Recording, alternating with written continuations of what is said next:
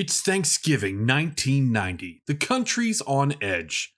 The Gulf conflict in the Middle East is looming. Patriotic fever is high. And suddenly there it is. That mysterious egg. Huge. Sitting on the stage, teasing wrestling fans everywhere for months. No one knew what was inside. Meanwhile, first ever grand finale match of Survival is about to happen. A big spectacle, big stakes, and a reminder that the squared circle can reflect the world outside. It's the 35th anniversary of the Survivor Series, a Thanksgiving night tradition. Ladies and gentlemen, are you ready? Welcome to Ooh, yeah! It's going to be the biggest battleground in the history of our sport. As God is my witness, he is broken in half! But I'm better than you, And you know it! You want some? Come get some! Acknowledge me. The irresistible force meeting the immovable object. Welcome, wrestling fans, to the Wrestling Universe Channel's podcast, where pro wrestling fans discuss what we love, pro wrestling. So as always, if it's your first time listening in, we, the Wrestling Universe Channel, would like to thank you for taking the time to listen. And if you have returned, we want to give you a special shout out of thanks for sticking around the Wrestling Universe Channel. We invite you to follow us on YouTube and Spotify. Links below. It's the Survivor Series, the epitome of tag team competition, as the immortal Hulk Hogan and the Earthquake tap into respective teams of the Big Boss Man and Dino Bravo. Joining up with Hacksaw Jim Duggan, Haku, Tugboat, the Barbarian, the Hulkamaniacs versus the Natural Disasters. Team captains, the American Dream, Dusty Rhodes, and the $1 Million Man, Ted DiBiase. Join up with Coco Beware and a mystery partner, along with the Anvil, Greg Garber Valentine, Bret Hart, the Honky Tonk Man, the Dream Team versus the $1 Million Team. Team captains Nikolai Volkov and Sergeant Slaughter. Join up with Tito Santana, Mara Zuko, Bushwhacker Butch, Sato, Bushwhacker Luke and Tanaka, Nipsey Alliance versus the Mercenaries. Jake the Snake Roberts and the model Rick Martel captain the respective teams of the Superfly, the Warlord, Marty Jannetty, the Mighty Hercules, Shawn Michaels, Paul Roma, the Vipers versus the Visionaries. World Wrestling Federation Champion, the Ultimate Warrior, and Mr. Perfect, lead team members, Texas Tornado, Crush, along with Animal, Axe, Hawk, Smash, it's the Warriors versus the Perfect Team. It's the Survivor Series. It's November 22nd, 1990. The event is being held at the Hartford Civic Center in Hartford, Connecticut. At this time, the World Wrestling Federation is navigating a shifty landscape. The popularity of the big names such as Hulk Hogan and the Ultimate Warrior remains high, but the company is looking for new ways to keep fans hooked. Storylines are becoming more real world with geopolitical themes, and the traditional elimination team format of the Survivor Series is about to get a shakeup. Let's take a peek behind that mysterious curtain 35 years ago on what drama, situations, politics, everything hush-hush that only the dirt sheets somehow got a hold of. It's time to go behind the curtain.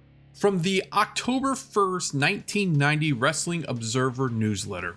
With Bad News Brown gone, they did an angle on the Brother Love show where Rick Martel sprayed arrogance in Jake Roberts' eye to set up that feud, replacing the feud between Bad News Brown and Jake the Snake. Continuing on from the October 15th, 1990 Wrestling Observer newsletter, Demolition Axe has been missing shows because of an unidentified sickness. They had to call in Randy Savage to substitute at one show and ended up stalling out the undercard for extended amounts of time while waiting for him to arrive. The writing had been on the wall for some time. as Axe had been functionally replaced by the much younger Crush in Demolition as the spring of 1990 turned to summer. While some stories had claimed that Vince McMahon was phasing out Axe due to heart problems, Bill Eadie confirmed that an allergic reaction to shellfish earlier that year led to the World Wrestling Federation bringing Crush in, while Axe awaited medical clearance. Bill Eadie, 42 at the time, was to have transitioned into a backstage role, but when that fell through, he left WWF after this Survivor Series pay-per-view. Also in October, Akeem the African Dream, better known as George Gray, left the World Wrestling Federation. Before leaving, Akeem was wrestling as the replacement of Bad News Brown in the Harlem Street fights with Jake Roberts on the house show circuit. Akeem was also beginning to be featured on television in a feud with Samba Simba, aka Tony Atlas, and Akeem had also been advertised to be a part of Sergeant Slaughter's team in the 1990 Survivor Series alongside the Orient Express. From the podcast Primetime Wrestling with Sean Mooney, Gray claims his decision was made due to the expenses he incurred traveling solo on the road. Gray missed a flight and received a call from Pat Patterson. George Gray informed Patterson that he was burnt out, beat up, and unwilling to get on another airplane. Patterson informed WWF CEO Vince McMahon, who in turn called Gray. McMahon said, "George, what's the problem? We got some things coming up. I know I've had you on the back burner for a long time, but I was fixing to take you off and get you heated up." Gray recounts already having had that same talk with McMahon several times face to face, with nothing ever changing. So Gray refused McMahon's overtures. McMahon replied, "George, you know this is bad business." Gray apologized and assured Vince McMahon that he was certain he was done. George Gray recalls receiving a call from Pat Patterson about 1 month later with an offer to partake in an upcoming Japanese tour for $8,000. Gray was to wrestle Hulk Hogan and in doing so get back in good graces with the WWF. However, ultimately, he refused. George ultimately does not regret turning down the World Wrestling Federation's offer. Due to his departure, Akeem was replaced by Boris Zukov. From the October 22nd, 1990 Wrestling Observer newsletter, Rick Rude quit the World Wrestling Federation in the middle of the week, forcing the cancellation of several shows that were supposed to feature him on top. Early word is that he was unhappy over his $17,000 SummerSlam payoff, although it's still unclear as to all the details. At the time, the Rick Rude Big Boss Man feud has already been changed via the latest TV taping, switching to a more general Bobby Heenan feud, and Jack Tunney has announced that Rude is indefinitely suspended due to comments made about the Boss Man's mother. This is actually a historic first because normally they don't even acknowledge someone who quits by name. The matches at the house shows will end up being a double bait and switch advertised as Rude vs. Boss Man, then changed to Bobby Heenan vs. Boss Man at the arena. But the actual match will end up being Haku versus the Big Boss Man. Although Ravishing Rick Rude quit, he still has a year left on his valid contract,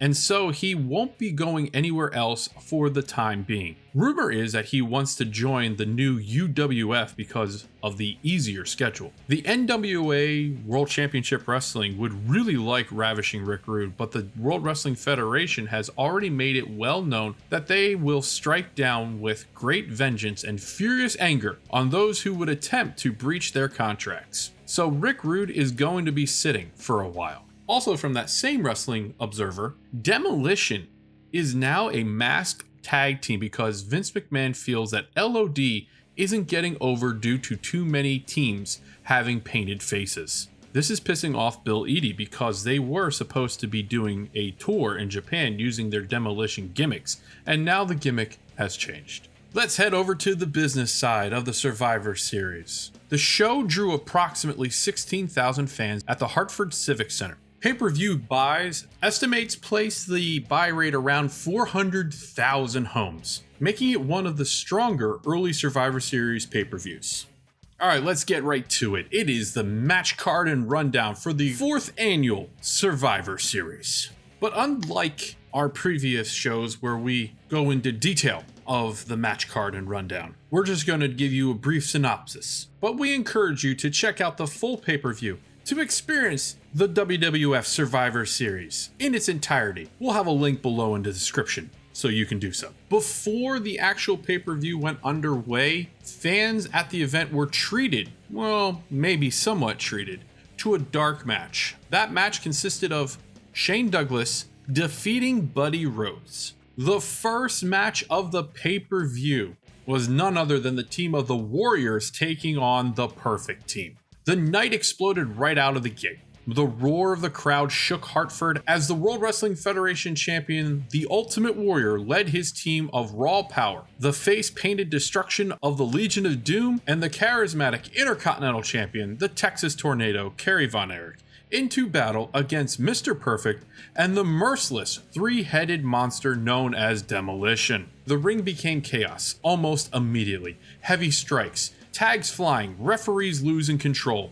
Axe was the first to fall, a victim of the Warriors' intensity. This would be the last time Axe would ever step foot in a World Wrestling Federation ring. But soon after, all of Demolition and both members of LOD were tossed out via mass disqualification after an all-out brawl turned the match into a demolition derby. Then it came down to the current Intercontinental Champion squaring off against the former Intercontinental Champion. The rematch that we all knew was coming. Mr. Perfect sent the Texas Tornado into the top turnbuckle, which was exposed, and Texas Tornado rammed his head against the exposed steel. This led to a perfect plex, and the Texas Tornado was eliminated. That left the two captains to go face to face. Perfect and the World Wrestling Federation champion, the Ultimate Warrior. Perfect delivered a picture-perfect plex, but the Warrior shattered the illusion by kicking out.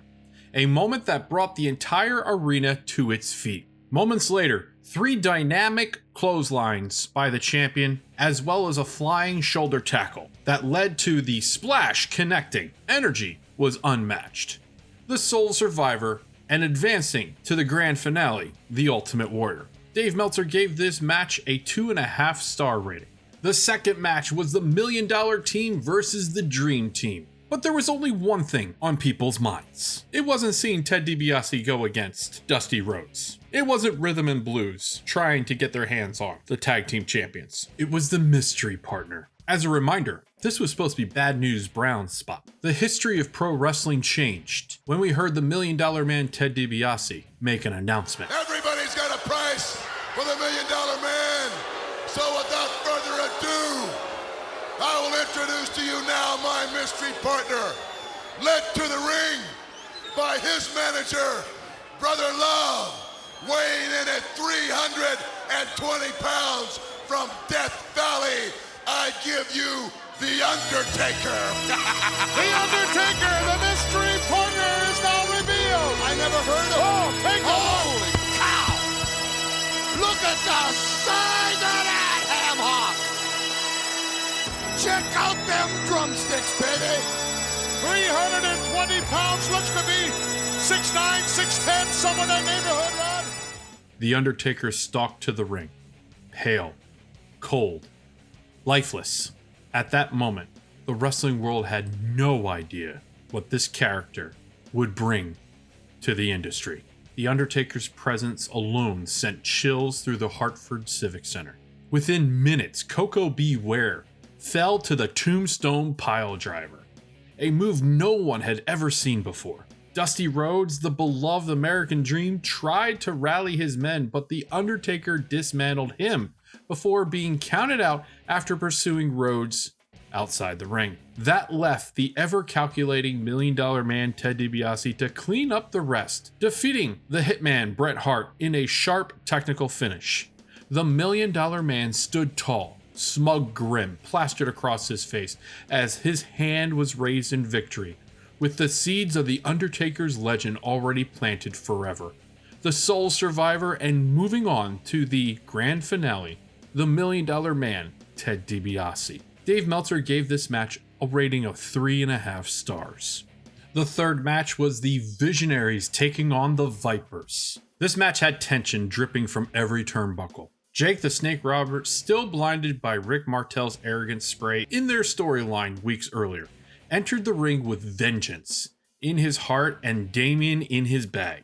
His team, the High-Flying Rockers and the Wild Jimmy Superfly Snuka, brought speed and fire, But the Visionaries were the definition of teamwork. Piece by piece, the heroes fell. The Warlord's raw strength crushed Marty Jannetty. Power and Glory overwhelmed Shawn Michaels, and Jimmy Snuka couldn't fend off the numbers. When it came down to Jake and the 4 villains, the Snake had no choice but to unleash Damien, scaring the life out of Rick Martel, but getting himself counted out in the process. It was the only clean sweep of the night. The Visionaries all survived, standing unified and advancing to the grand finale match. Dave Meltzer gave this match 3.25 stars. The 4th match, and one of the matches that we were all waiting for, as the natural disasters took on the Hulkamaniacs. The roof was blown off the Hartford Civic Center as Hulk Hogan led his band of blue-collar heroes into war against the monstrous Earthquake and his army. The early goings were pure chaos. Hogan and Earthquake colliding like titans, the ring ropes trembling. Tugboat's friendships with Hogan came into play when the 2 giant men brawled outside and were both counted out. After rolling up Dino Bravo earlier for a 3 count, Hulk Hogan found himself against the Barbarian, a beast in every sense, but Hulkamania couldn't be stopped. The crowd rose Hogan, hulking him up, pointing that finger, hitting the big boot, and the leg drop for the 1, 2, 3. Hulk Hogan is your sole survivor, advancing to the grand finale. Dave Meltzer gave this match a 2-star rating. The final match of the Survivor Series elimination team matches. We saw the Alliance taking on the Mercenaries.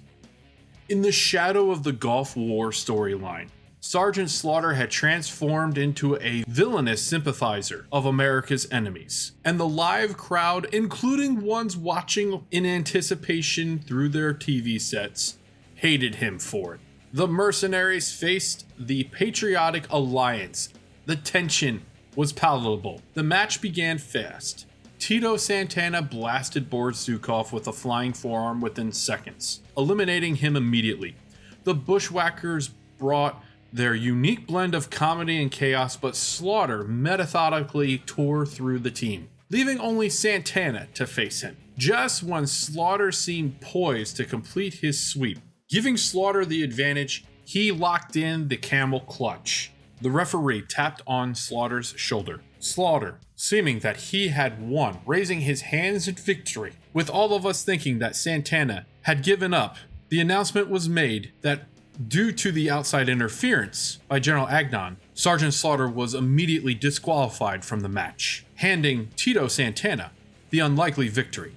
Before we get into the grand finale match, let's address the elephant in the room, or should we say giant egg in the arena that had been teased for weeks, finally hatched into what we now know and can never overlook: the gobbledygooker. A giant turkey, or what we come to realize, a man in a turkey suit, which was none other than Hector Guerrero. The crowd's reaction? Let's just say confused. And that's putting it mildly. But we just wish it was there and didn't have to witness the gobbledygooker dancing with Mean Gene Okerlund. A moment that lives in wrestling infamy for many of us that witnessed it the first time, for that matter, anytime. Therapy can't even help us. Okay, let's land this plane right now.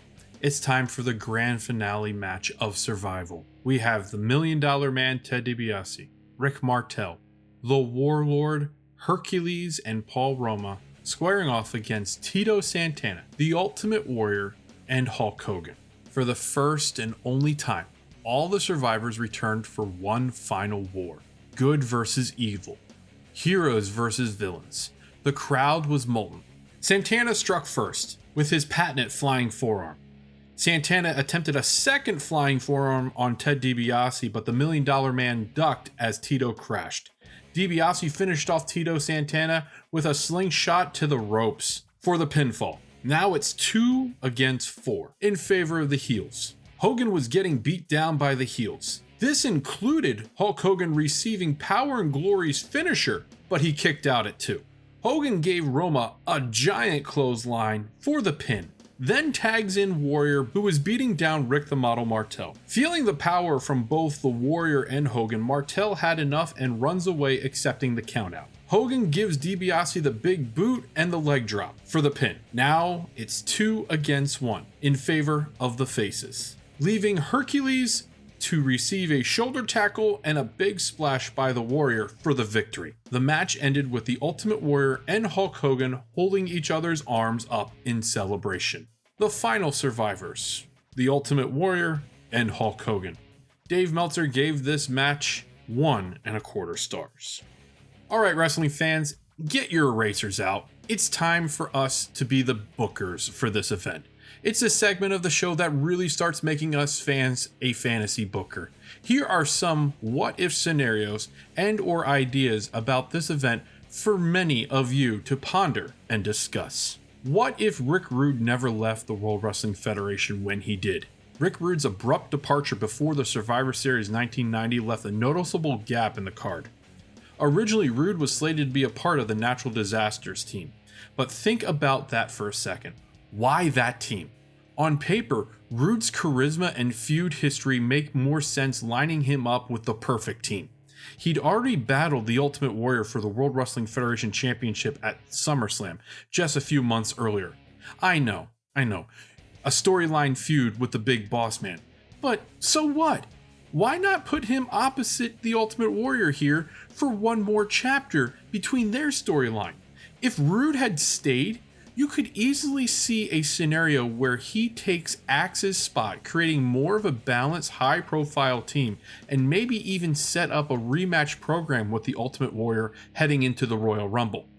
Imagine how much better that opener could have been with Perfect and Rude anchoring the heel side. Again, we know that Rude was in a feud with the Big Boss Man, but really, why push Rude down when he was the only one that could really work with the Ultimate Warrior? Moving on. What if the grand finale concept became a Survivor Series tradition? This is the one and only year the grand finale match of Survival took place. All of the winners meeting in one last showdown. It's wild that the World Wrestling Federation never repeated it. So why? Rumor has it some talent loved the idea, others thought it made it an already long night drag even longer, with tired wrestlers and even unpacing. Vince McMahon reportedly liked the idea, but the logistics were a nightmare. Now imagine if it had become a yearly Survivor Series staple. Every ending to the Survivor Series pay-per-view would have an ultimate showdown of survivors. Let's give you an idea of the Survivor Series shows that would have had the concept if they were to continue on. 1991, we would have had on a team Ric Flair, the Nasty Boys, and Bo Beverly against the LOD, Hacksaw Jim Duggan, Sergeant Slaughter, Texas Tornado, and again Tito Santana. 92, there wasn't a Survivor Series match, so we couldn't really do one. In 1993, all the sole survivors were faces. And let's just finish it off. In 1994, we would have had Razor Ramon go against Bam Bam Bigelow, King Kong Bundy, Jerry Lawler, Cheesy, Sleazy, and Queasy. If it stuck around, the grand finale might have set up some possible storylines leading into the Royal Rumble. What are your thoughts? Glad it was a one-time scenario, or should have it kept going on as a tradition at the Survivor Series? Leave your comments below. And lastly, what if something else hatched from that egg instead of the gobbledygooker? Oh yes, the egg. That infamous, overhyped, feather-covered mystery that turned into one of the strangest moments in World Wrestling Federation history. For weeks, fans speculated what or who could possibly be inside.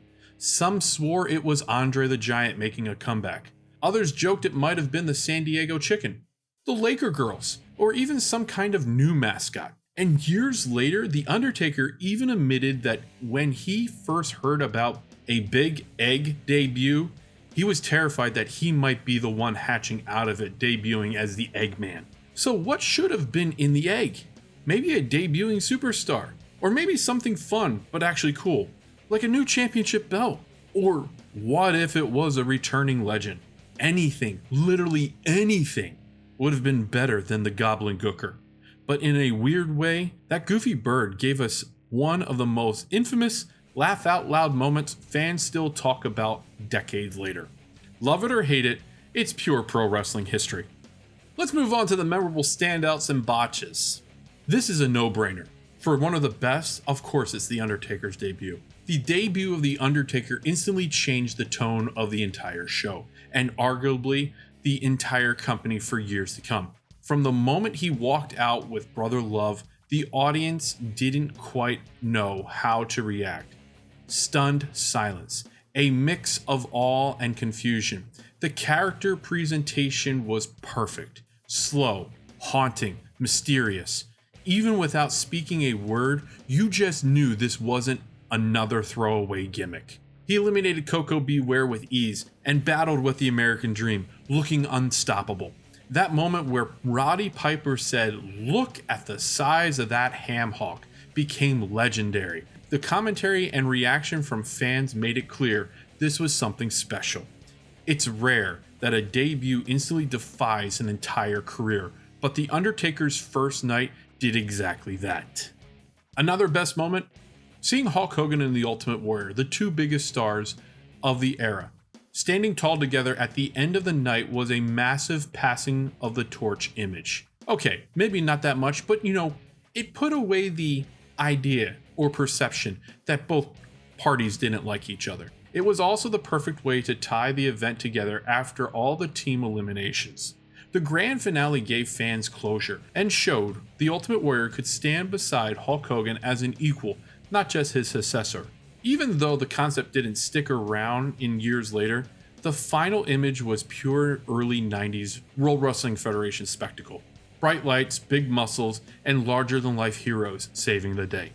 Another best, the Visionaries' clean sweep. Rick Martel's team, the Visionaries, quietly pulled off one of the best Survivor Series performances ever. A clean sweep. That's right, all 4 members survived. Martel, the Warlord, Hercules, and Paul Roma dominated their match. It was a rare moment that gave the mid-card heels some real shine and showed how well constructed a team-based storyline could be. Even though none of them got a huge push afterward, for one night, the Visionaries looked like a big deal, and that's what Survivor Series was supposed to be about. And the last best moment of the 4th annual Survivor Series, the grand finale match of survival concept. This concept was a fascinating experiment, combining the surviving members from the night's earlier matches into one ultimate elimination match. It tied the entire event together in a way that no other Survivor Series had before. Seeing all the baby faces on one side and the remaining heels on the other gave the show a sense of unity and payoff. It was cinematic, almost comic book finish that wrapped up the night in grand fashion. While the grand finale concept never returned, for this one moment, it gave the event a unique identity that stands out for decades later. From the best, we go to the worst. And topping that list, Demolition's decline. Demolition had been one of WWF's most dominant tag teams, but by late 1990, their momentum had completely cooled. The inclusion of Crush to make the team a trio diluted their chemistry. And at the Survivor Series, they looked like a shell of their former selves. With the Legion of Doom now on the scene, Demolition's aura faded fast. Their performance here symbolized the end of an era for one of the World Wrestling Federation's toughest teams. And the last worst moment, the Alliance versus the Mercenaries. This match was rough from start to finish. On paper, it was an all-American good guy team versus a villainous foreign squad, clearly influenced by the Gulf War storyline. But the pacing was flat, the in-ring work sloppy, and the crowd couldn't stay invested. Nikolai Volkov's patriotic run didn't have much heat behind it, and Slaughter's heel act, though strong on the mic, wasn't enough to carry the in-ring action. The Mercenaries were wiped out quickly, and it never reached the emotional or technical quality of other matches that night. It's a classic example of a concept-driven match that failed in execution. That Thanksgiving night, no one truly realized they just witnessed history, moments that would be replayed and talked about for generations. This was the night The Undertaker took our collective breath away. It was unlike anything we'd ever seen at that time, and the course of wrestling would never be the same again. And yet, on the very same night, we got the egg. The months of teases, the speculation, the mystery, all leading to the hatching of the gobbling gooker. It was a moment that still lives in infamy, reminding us that in wrestling, the highs and lows often share the same stage. But when all was said and done, the image that closed the show told a different story. Two icons, standing tall, arms raised high, as the surviving heroes of the night. In that instant, they represented something bigger than wrestling, because outside the arena, the world was heavy. The Gulf War was on people's minds. Uncertainty filled the headlines, and families were looking for something to smile about. For those 3 hours, wrestling fans had an escape, a reason to cheer, to laugh, to be kids again. It was the beauty of pro wrestling in its purest form, where the spectacle, the characters, and the stories came together to make us forget the world's problems, even if just for one night. The WWF Survivor Series 1990 wasn't perfect, but it was unforgettable. It was a mix of magic, madness, and memory. It was truly a Thanksgiving night tradition, one that for fans who lived it still warms the heart decades later. As always, we appreciate and thank you all for taking the time to be a part of our episode here on the Wrestling Universe channel. Please let us know how we did, or if you have anything you would like to contribute to this episode. We would love to hear your feedback, and you know the drill. Follow us on all of our social platforms, Instagram, YouTube, and Spotify, and we look forward to the next episode. So long, wrestling fans.